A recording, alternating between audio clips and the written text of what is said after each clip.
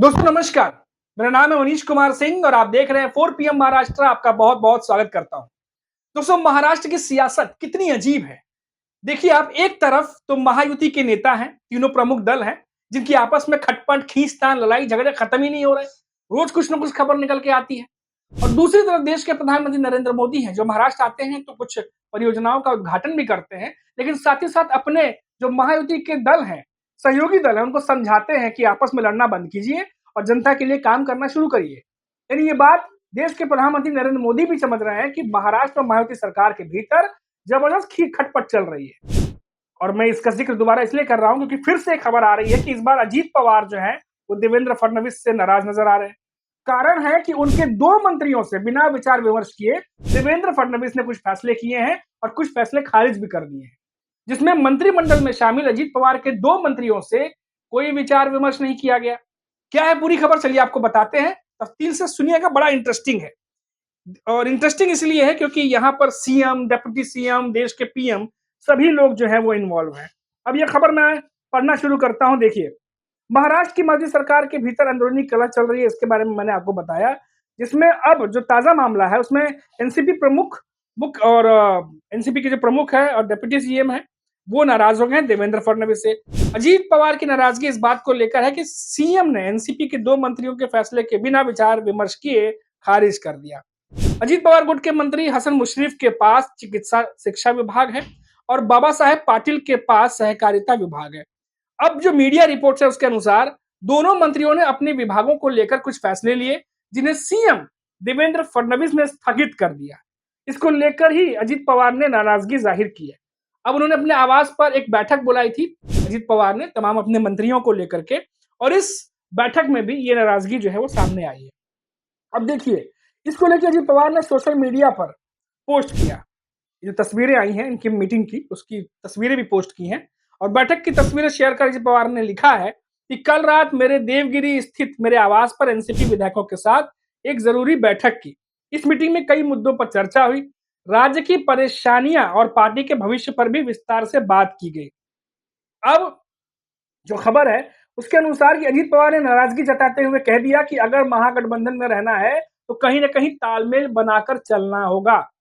अब ये एक पार्टी की तरफ से हो नहीं सकता, तालमेल तो दोनों पार्टियों की तरफ से होनी चाहिए। तो अजीत पवार ने ये जो निशाना साधा है कि तालमेल बनाकर अगर चलना है, अगर गठबंधन में रहना है तो तालमेल बना के चलना होगा। अगर भविष्य में एक गठबंधन के रूप में आगे बढ़ने का प्लान किया जा रहा है तो समन्वय बनाना जरूरी है।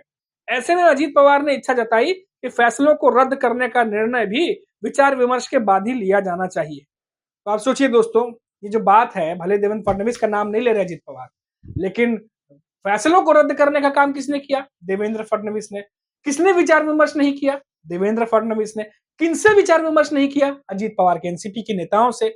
अब ये दोनों नेता भी बैठक में शामिल थे, तो जाहिर तौर पर अजीत पवार के पास इन नेताओं की नाराजगी तो पहुंची होगी। अब अजीत पवार अपने जो नेता हैं उनकी नाराजगी दूर करने का काम तो वो करेंगे ही, क्योंकि मुखिया है अपने एनसीपी के प्रमुख के, वो जो महायुति में शामिल है उस एनसीपी के। तो ऐसे में अजीत पवार को भी एक मैसेज तो देना पड़ेगा कि भाई अगर आप कोई मैसेज जो है अगर आप दे रहे हैं तो अजीत पवार तो ये कोशिश करेंगे कि मैसेज जाए भाई सहयोगी दलों को कि आप कुछ भी फैसला लीजिए लेकिन मंत्रियों से विचार विमर्श करिए, अकेले फैसले मत लीजिए, क्योंकि गठबंधन में है हम, और गठबंधन में रहने का मतलब है कि विचार विमर्श किया जाए, फिर फैसलों पर क्या सहमति बनती है नहीं बनती है उस पर जो है वो डिसीजन लिया जाए। लेकिन एक तरफ देवेंद्र फडणवीस, आप लगातार देखिए सीएम बनने के बाद देवेंद्र फडणवीस लगातार खटाखट खटाखट फैसले लिए चले जा रहे हैं, चाहे वो एकनाथ शिंदे को लेके हो चाहे अजीत पवार की पार्टी को लेकर के हो। कई बार ऐसी खबरें आई कि एकनाथ शिंदे नाराज चल रहे हैं, कभी एकनाथ शिंदे के नेता नाराज चल रहे हैं, अब अजीत पवार नाराज चल रहे हैं। तो ऐसे में जब देश के प्रधानमंत्री नरेंद्र मोदी महाराष्ट्र आते हैं, मुंबई में वो जब संबोधन करते हैं तो वहां पर महायुति के तीनों गठबंधन के नेता वहां मौजूद होते हैं, और इस संबोधन में भी पीएम मोदी कहते हैं कि आपसी लड़ाई झगड़े छोड़िए, जनता के लिए काम कीजिए जिसके लिए अब चुना गया है। और ये बातें जो है नेताओं के लिए थी, क्योंकि लगातार महाराष्ट्र में सरकार बन गई है, गठन हो गया है, लेकिन खटपट खटपट खींचतान झगड़े लगातार चल रहे हैं। तो ऐसे में ये कोई बात छुपी हुई नहीं है। तो पीएम मोदी भी यहाँ कहते हैं कि झगड़े छोड़िए, आपसी तनातनी छोड़िए, अब जनता के लिए काम करिए। तो जाहिर सी बात है कि ये मैसेज आला कमान तक भी पहुंच रहा है। अब देखना दिलचस्प होगा कि ये जो अजीत पवार की नाराजगी है ये किस हद तक जाती है और क्या देवेंद्र फडणवीस जो हैं इस पर कुछ जवाब देते हैं या नहीं देते हैं?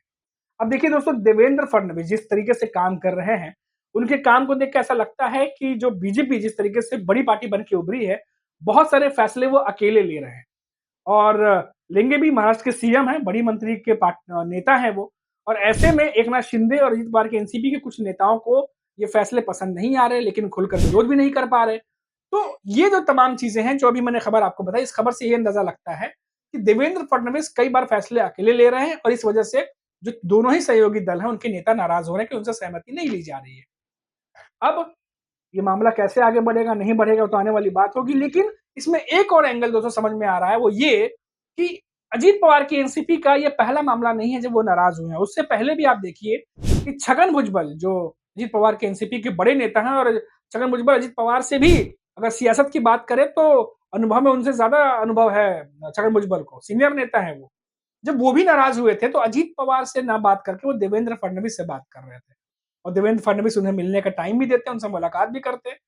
और उसके बाद में देखा गया कि इस मुलाकात के बाद कहीं न कहीं अजीत पवार की एनसीपी में भी कुछ अच्छा मैसेज नहीं गया, क्योंकि छगन भुजबल जब अजीत पवार से मुलाकात नहीं करते, लेकिन वो देवेंद्र फडणवीस से मुलाकात करते हैं, वो टाइम भी देते हैं और उन्हीं से कम्युनिकेशन और जो भी बातचीत है वो आगे की जारी रखते हैं। तो ऐसे में क्या अजीत पवार को ये बात भी ठीक नहीं लगी है? क्या वहीं से तनातनी का जो माहौल है वो शुरू हुआ है? क्योंकि जब सरकार बनी तब तो अजीत पवार बड़ी कंफर्टेबल नज़र आ रहे थे। अजीत पवार बिना शर्त जो है वो हाथ उठा के कहते थे कि मैं शपथ ले लूँगा, और उसके बाद हमेशा देवेंद्र फडणवीस के साथ दिखते थे।